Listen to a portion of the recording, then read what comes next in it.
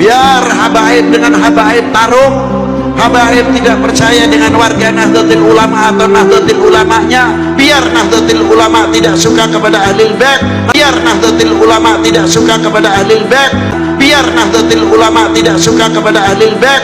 Laki-laki yang ngaku-ngaku Ahlul Baitku, ngaku-ngaku anak cucu Nabi, yaz'umu annahu minni, dia ngaku-ngaku anak cucuku kata Nabi, walaisa minni, padahal dia bukan anak cucuku. Ngotot betul, maksa rakyat Indonesia untuk percaya kalau mereka Ahlul Bait Nabi. Ngotot betul, maksa rakyat Indonesia untuk percaya kalau mereka itu zuriat Nabi. Kita diancam kualat, yang ingetan mereka dikatakan provokator, padahal mereka memang bukan anak cucu Nabi. Nah, muncul pertanyaan, mengapa zaman sekarang banyak orang ngaku-ngaku anak cucu Nabi? Karena Imam Mahdi mungkin akan segera muncul.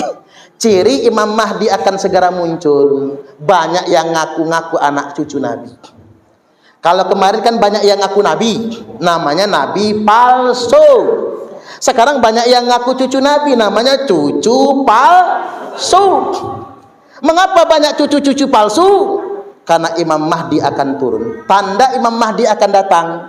Banyak yang ngaku anak cucu Nabi. Mengapa? Karena Imam Mahdi itu keturunan Kanjeng Nabi. Al-Mahdiyu minna, Imam Mahdi itu keturunan kami kata Rasul.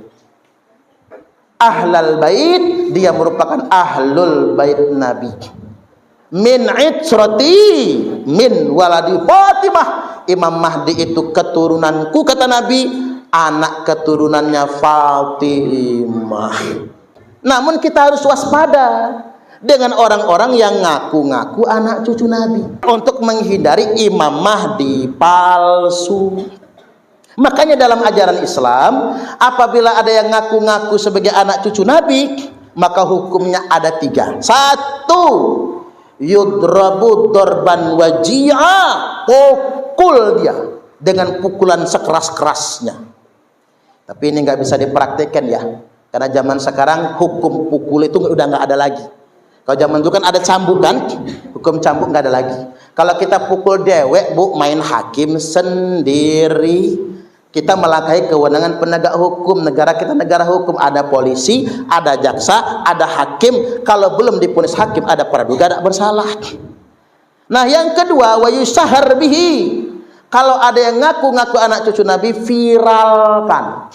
Makanya Pak Ustadz Sukadi kan beliau tadi tanya, ini Pak Yai Suparman yang ketua PWI ya?